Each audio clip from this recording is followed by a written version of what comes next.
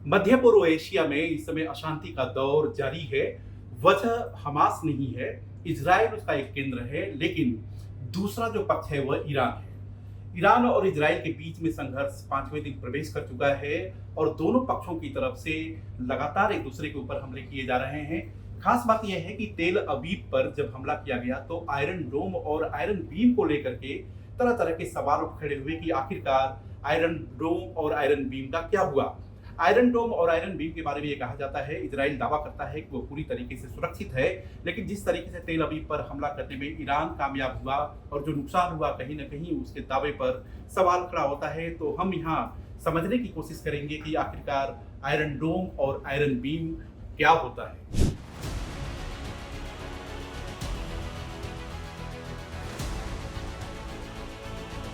यह तस्वीर इजराइल और ईरान के बीच संघर्ष की है। एक दूसरे पर जोरदार हमला, नतीजा सिर्फ नुकसान। इजराइल का कहना है कि ईरान उसके अस्तित्व के लिए खतरा बना हुआ है। ईरान अनंत काल तक इस संघर्ष को जारी रखना चाहता है, लेकिन हम उसका अंत करेंगे। वहीं ईरान भी पीछे हटने के लिए तैयार नहीं है। इन सब के बीच आपने तेल अवीव की कुछ तस्वीरें देखी होंगी जिसमें इमारतों को नुकसान पहुंचा। इसका अर्थ यह हुआ कि इजराइल का आयरन डोम और आयरन बीम ईरानी खतरे को नहीं भांप सका। बता दें कि आयरन डोम कम दूरी के रॉकेट और तोपखाने की गोले को रोक सकता है और नष्ट भी कर सकता है। इसे इजराइल का जीवन बीमा भी कहा जाता है। मार्च 2011 से इसे उपयोग में लाया जा रहा है। आयरन डोम बैटरी में एक रडार इकाई और एक नियंत्रण केंद्र होता है जो प्रक्षेपण के तुरंत बाद प्रक्षेप्य का पता लगा सकता है। यानी प्रक्षेप्य का मतलब है कि जब कोई भी दुश्मन देश मिसाइल से अटैक करता है तो उसको प्रक्षेप्य कहते हैं और उसके प्रक्षेप पथ और लक्ष्य की गणना भी कर सकता है। निकटवर्ती प्रक्षेप्य का पता लगाने में कुछ सेकंड लगते हैं। एक बैटरी में 3 या 4 रॉकेट लॉन्चर भी होते हैं जिनमें से 20 मिसाइलें दागी जा सकती हैं। यदि प्रक्षेप्य आबादी वाले क्षेत्रों की तरफ बढ़ रहे हैं तो इंटरसेप्टर मिसाइलों की जरिए भी उनको नष्ट किया जाता है। मौजूदा समय में इजराइल में 10 मोबाइल आयरन डोम सिस्टम उपयोग में लाए जा रहे हैं। इसका निर्माण राफेल एडवांस्ड डिफेंस सिस्टम्स और इजरायली रक्षा बल मिलकर करते हैं।